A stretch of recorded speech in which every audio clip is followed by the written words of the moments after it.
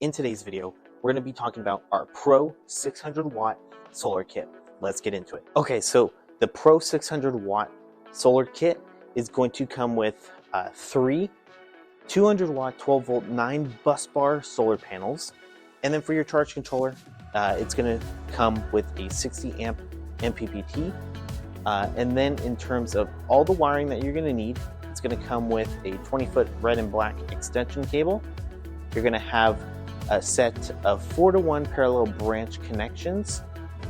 And then from your charge controller to your battery, it's also going to come with a 3-foot cable to ring terminal connectors, and it's going to have an inline fuse, so you're going to have protection there.